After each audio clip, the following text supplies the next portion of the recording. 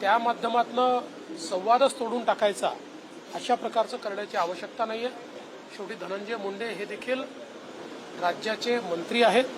एखादा आमदार एखाद्या मंत्र्याला भेटला तर त्यांनी कुठलाही फरक पडत नाही। शेवटी सुरेश धसांनी देखील हे सांगितलेलं आहे की भेट घेतली तरी हेतू एकच आहे की कुठल्याही परिस्थितीत या ठिकाणी सरपंच देशमुख यांच्या मारेकऱ्यांना शिक्षा झाली पाहिजे हा हेतू घेऊन ते काम करतायत। आता काही लोकांना ते पुढाकार का घेत आहेत यामुळे पोटात दुखतंय, त्यामुळे ते टीका करतात। 2 तास ईडी आमच्या ताब्यात द्यावी इच्छा सुद्धा शिवसेनेने येतील असं राऊत म्हणतात। अरे मूर्खांना मी उत्तर देत नाही, तुम्हाला माहिती आहे तरी विचार। सुरेश धस यांनी धनंजय मुंडेंची तुला काय वाईट वाटतं? कोणी कुणाची ऐका एक मिनिट, हे मंत्री आहेत, ते दुसरे आमदार आहेत। आपल्यामध्ये यशवंतराव चव्हाण साहेबांनी आपल्याला शिकवलेलं आहे सुसंस्कृतपणा, समजलं?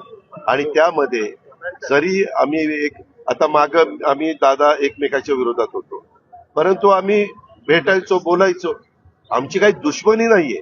आमची विचारधारा त्यावेळेस वेगळी होती, आज आमची विचारधारा जुळलेली आहे आणि त्या पद्धतीने आम्ही पुढे चाललेलो आहे। त्याच्यामुळं त्यांचे पूर्वीपासूनचे संबंध आहेत। तू आजारी पडला आणि तुझं एखाद्या पत्रकाराशी जमत नसलं तरी आपला सहकारी पत्रकार आजारी पडला म्हणल्यानंतर एक माणुसकीच्या नात्याने भेटायला येतोच ना तुला, की बाबा लवकर बरा हो, तुला शुभेच्छा आहेत, अशा पद्धतीने तो गेला होता। बाकी काही नाही, वेगळा अर्थ आमच्या भावनेचा बाजार मानला गेला दसांकडनं। देशमुख कुटुंबियांचं म्हणणं आहे की आमच्या भावनेचा बाजार मानला गेला दसांकडनं। देशमुख कुटुंबियांच्या घरामध्ये इतकं ते निगरूनपणे त्या सरपंचाची हत्या झालेली आहे की कुणालाही तसं वाईट वाटणारच। आज त्यांची धर्मपत्नी असेल, आज त्यांची दोन्ही मुलं असतील, त्यांचे बंधू असतील, त्यांचं कुटुंबीय असेल, त्या सगळ्यांना मनामध्ये ही भावना येणं साहजिकच आहे।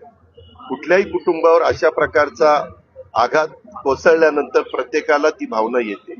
शेवटी मन आहे, माणुसकी आहे, त्याच्यामुळे त्यांचं म्हणणं रास्तच आहे। आमचा प्रयत्न आहे CID नंतर SIT नंतर तुमचा न्याय व्यवस्था या तिघांच्याकडनं लवकरात लवकर त्याचे रिपोर्ट यावेत आणि सातत्याने मुख्यमंत्री सांगतायत, उपमुख्यमंत्री एकनाथराव सांगतायत, आम्ही लोक सांगतोय की जो दोषी असेल, कुणीही दोषी असू द्या, त्याच्यामध्ये त्याची फिकीर केली जाणार नाही। ज्यांच्यापर्यंत ते दागेदोरे पोहोचतील त्यांना कडक मधलं कडक शासन केलं जाईल।